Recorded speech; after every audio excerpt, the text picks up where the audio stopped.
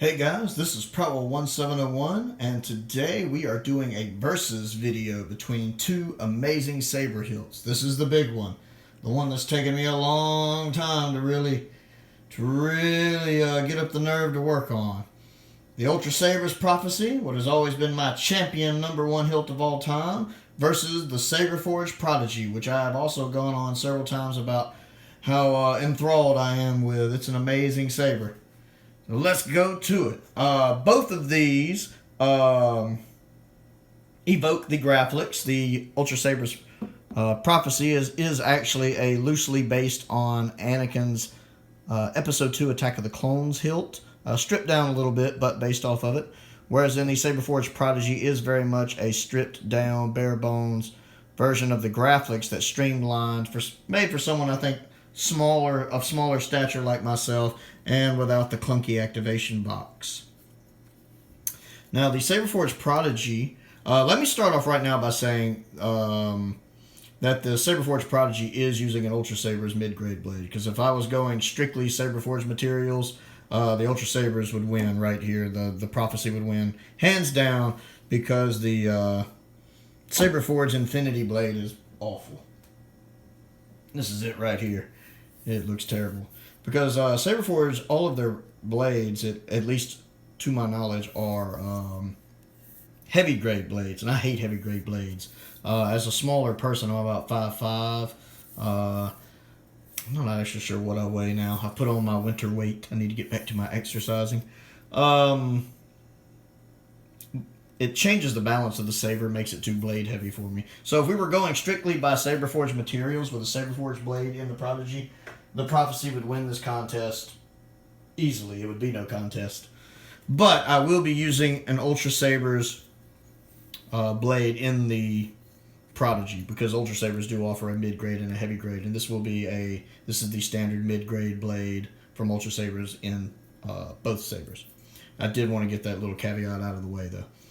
Now, let's start with the Prophecy. The Prophecy is a great hilt. It's still kind of a basic hilt from Ultrasabers, but it's kind of the most elegant, detailed, basic hilt from Ultrasabers. You do have the slanted emitter, which I absolutely love. I'm a huge fan of slanted emitters. It looks fantastic. We have these nice little details here with these screws, which is good because the saber, again, it's a monotone color. It's just all silver, so it doesn't quite have as much detail as other hilts. You do have these little accents right here, the windows. You do have the couple spots where it narrows here, which are good choke points to hold. We have a raised AV switch right there that is illuminated. A little bit of detail right here on the grip, whereas on the graphics you actually have the little plastic pieces sticking out. They've removed that here and just put these little grooves in here, and the CoverTech wheel. And then a very basic pommel, although the pommel is MHS compatible. You can put a different pommel on here if you want to give it a little more personality with just a little hole there. Now, the CoverTech wheel is on the right side, and I will say right now that it's got to be there for that. Because if the CoverTech wheel is on the left side, it's a nightmare. Because most people I know hold the saber with their upper hand right here, their right hand right here, and their left hand on this side. And if you have a CoverTech wheel, it's right in the way, right in the way. I'll get more on that probably when I pan the camera out. Now, they do offer two versions of the Prophecy. They do also offer a dark Prophecy, which is just like the regular Prophecy, but all black. It's black anodized. So you do have options here. And I do like the dark Prophecy as well. I prefer my standard Prophecy. I own 2 of them. But you can get it here, you know, if you want to go all Sith or something. And this one, unlike the other one, originally came with the CoverTech wheel on the left, and I had it moved over to the right, which I hate because I have to mail it back. I have to pay a fee. It's very annoying. But at least they offer the option. They don't have to do that, and they do. And interestingly enough, whichever side the CoverTech wheel originally comes on, these windows are always on the opposite side. I can show that here with both of my silver Prophecies. See, on this Prophecy, this is my Prophecy that's in Guardian Blue. The CoverTech wheel was originally on the left, and I had it moved onto the right. But since it was originally on the left, there's no windows on that side. The windows are here on the opposite side. Whereas then on my original Prophecy, no windows, because the wheel originally came on the right.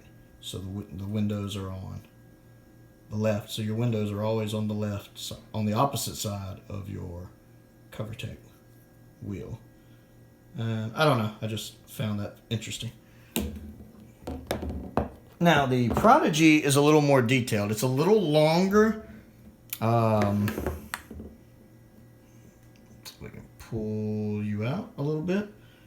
You can see right here, the Prodigy is a little bit, let me tilt this up, longer. It's hard to see on camera, mainly because of its pommel, or you can tell right there. The Prodigy is a little longer, which is nice. It gives me a little room, a little more room to work with without being too much room. Now, we have a lot more detail on this saber. This is one of Saberforge's apprentice hilts. One of their smaller ones. They also do elite hilts, which are larger. But as a smaller guy, I tend to prefer their apprentice hilts. As a matter of fact, I own, I believe, 4 Saberforge sabers now. 3 of them are apprentice hilts.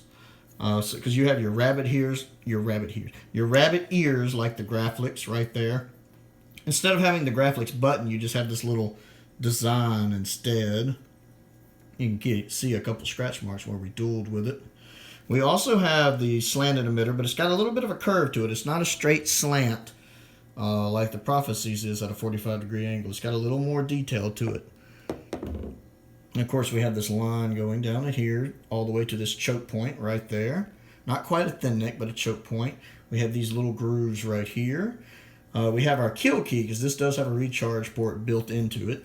And then we have a flush AV switch, unlike the Ultrasabers, which has a raised AV switch. This one has a flush AV switch. It's flush with the hilt. Moving on down, we have this round section here. Very reminiscent of something you would see kind of on Luke's Return of the Jedi hilt right here. With a CoverTech wheel that's a little more detailed. And a pommel, which is a nice pommel. It's nice without being too intricate with its hole right there for it to go through. And then coming around, looking at the bottom, we have these nice little grooves right here, on the bottom up here. We have some more details. We have the retention screws that loosen the blade. And then we have light shining. The light will shine through right here when the blade is activated, and a couple more details here. So this one is definitely more detailed, which I like, while still being small, which I also like. This one also has the retention screws, but it cleverly hides them in these. These serve a double purpose. Not only do they give the saber a little bit of detail to give it a little more personality, but the retention screws are also hidden in there to hold it in place. And the light does illuminate from this first window right here. Silver AV switch. This color is Bane's Heart, which is was actually back in the day was a forum color, which you had to pay extra to get, and it was, if you weren't a member of the forum, you didn't normally know about it. Now it is available in their options drop-down menu when you're ordering your saber, and it's a fantastic color. It's a very magenta-like color. Matter of fact, interesting trick. If you go to Google search and type in Bane's Heart and then search for it and go under images, one of the first 3 or 4 images that pops up is an image of me from my original review of this saber, which is a fun little party trick to tell people. This has the V3 soundboard with the Obsidian sound right there, and it looks really good. And then of course the dark one, which has the V4 soundboard with the various sound fonts. This is their red. This is the tri-red setup, which is a little brighter than their regular red. As my original Dark Prophecy, because this is my second Dark Prophecy. My original one, I did not have the tri setup, but when I went for this one, I made sure I got it. And again, the light shining through the hole in the grooves right there. Both of these sabers look fantastic, but I think if I'm coming down to which one looks better, I do think it's the. I do think it's probably this one. It's just got more detail, and I like the black and silver interlocking and going with each other. They flow really well. For this one, you have to pull out the kill key, and this has a blue illuminated switch. Usually on Saberforge, the switch will illuminate also with whatever blade color you get. And this is their medium blue. They have a lot of different blues. They have a, God, I can't remember all their blues. A cyan, a light blue, a medium blue, and like a deep blue. And of all the sabers I own, this is the my favorite blade color, this medium blue. It looks fantastic.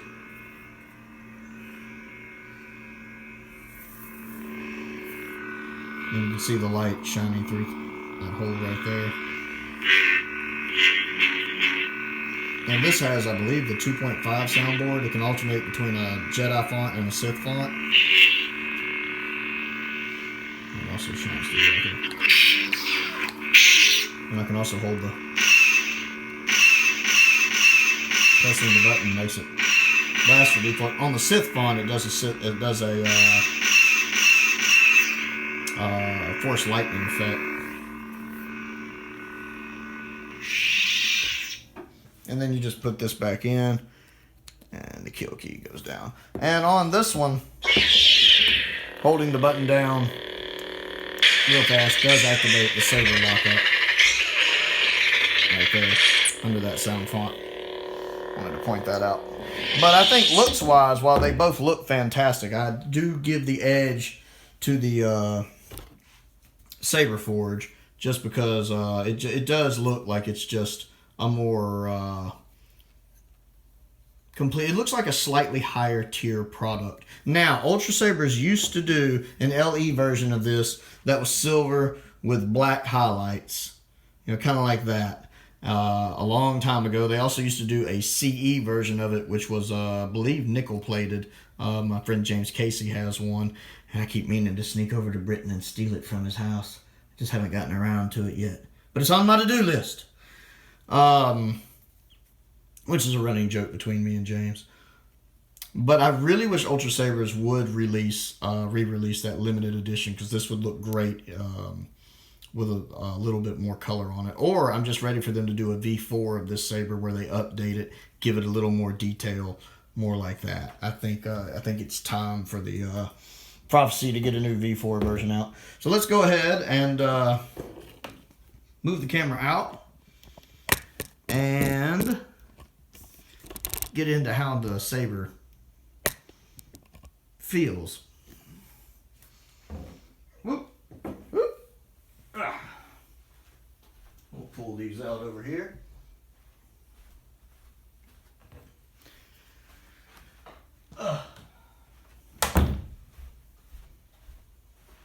Now, I was talking earlier about the CoverTech wheel. This was tricky for me because I'm actually left-handed, and only 10% of people are left-handed in the world. However, I'm left-handed for most primary things like writing, eating, brushing my teeth, things like that. Anything that's really sports-related, I do right-handed. Football, baseball, I shoot pool right-handed. So I'm pretty sure I handle a saber right-handed. I handle a saber with my right hand up here and my left hand down here. And if that is how a right-handed person handles a saber, then it's always a bad idea for the CoverTech wheel to be on this left side, because most people would have their left hand on the lower part of the saber, and it gets right in the way. I've had prophecies come on that left side, and it ruins it utterly. However, once you get the CoverTech wheel on the right side, that's the perfect spot for it. It's never in the way. Like when I'm holding it, my index finger barely bumps into it. It's a good fit. This is still hands down the most comfortable saber I own to swing. To either swing around and practice my spinning with by far, and probably to duel with too. I don't actually duel with my prophecies much anymore, but I have. I'm trying to avoid more scratches on them. But it's still comfortable to duel with. It's still got this spot here where it narrows. That's perfect for grip. Whereas in this part where it widens back out, it's great for fitting into my palm right there.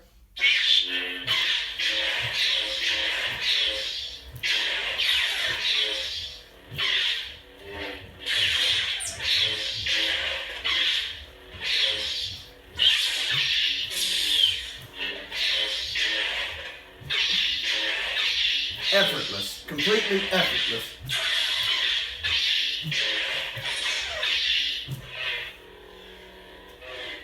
Does not irritate my hands. I could duel with this thing and spin this thing for quite a while without it bothering my hands or my hands getting uncomfortable.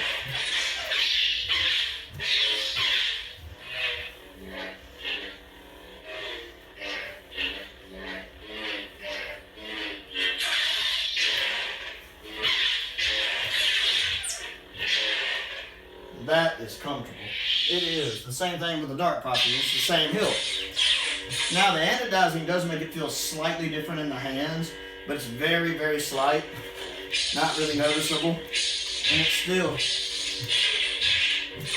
very comfortable.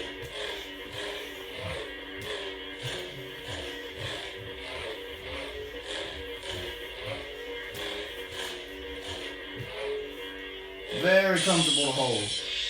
I never have an issue with that saber. However, before I start here, I'm going to talk about the cover tape wheel on this one, because Saberforge tends to put their cover tape wheels, instead of being on either side, directly on the back. This is a double-edged sword. On two of my sabers, my Talon and my Disciple, they're too short because they're apprentice sabers. So, the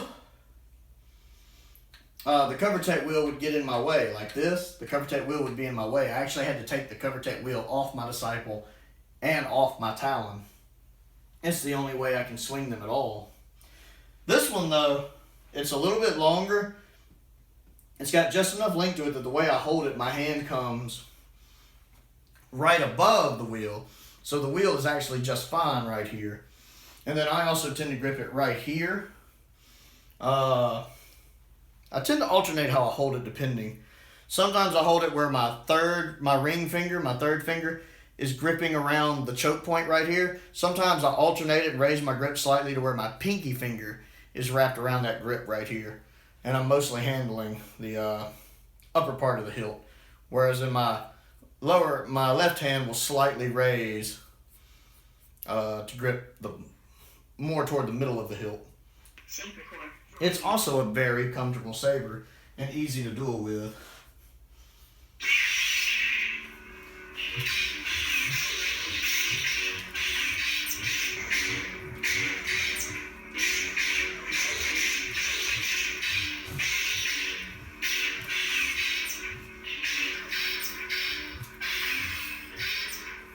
And the cover tape wheel never gets in the way. Never gets in the way.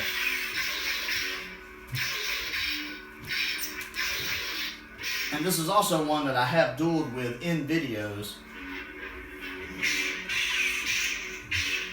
And both of these are so light, it's easy for somebody my size to use without normally getting tired. I actually feel a little tired. That's just because winter is not my exercise month. I eat way too much holiday food. When I do videos in the summer, I look a lot thinner.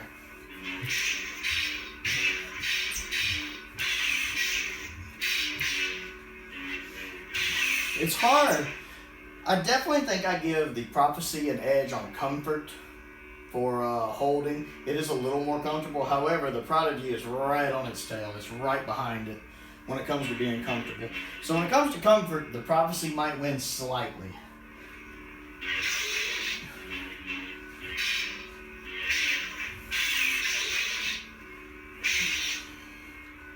Let's see. Quick look at how they illuminate.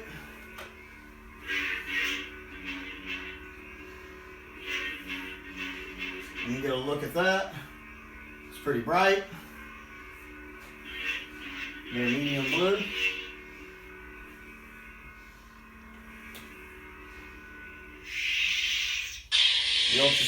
The Ultrasabers Tri-Red.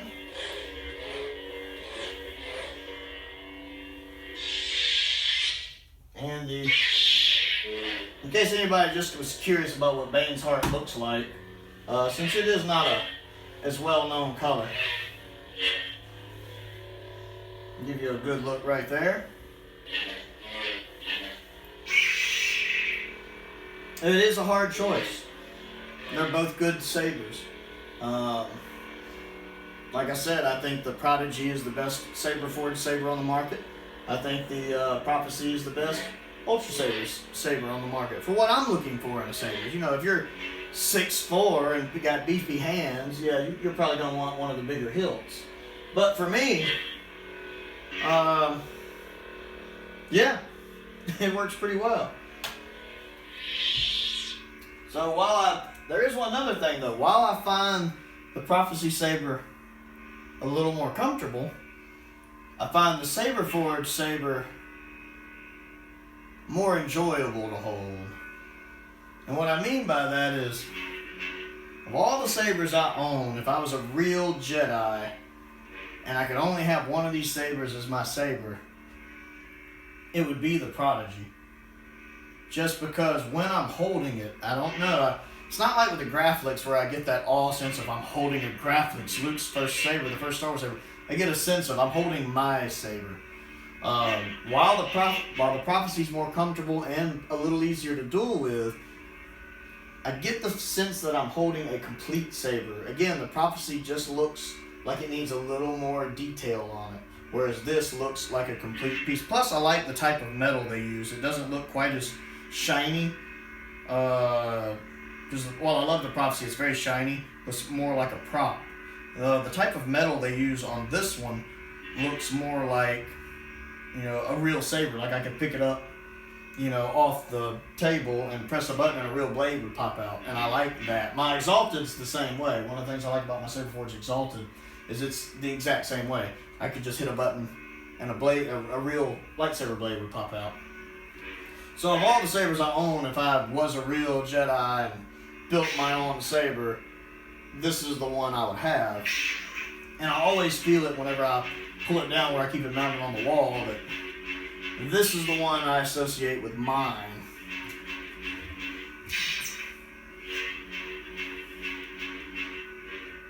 Gets carried away. So, yeah, I think between the two, if I had to pick a winner, it's the Saberforge Prodigy. Not by a lot. I do love my Ultrasabers Prophecy. And it is a very close number 2, I think. And I'll never get rid of them. And I can duel with it all day long, and it still looks fantastic. I just think it's at that point where we're ready for a V4 Prophecy at this point. Emery, get me a V4 Prophecy. So until we get that, I think the Saberforge is gonna reign as my my number 1 hilt. Very comfortable to use. If you want something like, even if you're a bigger person, say you like wielding 2 sabers and just need a good offhand saber, I think the Saberforge Prodigy works well. So yeah, my versus video. What do you know? Something beat out my Prophecy. The Saberforge Prodigy. It's an amazing saber.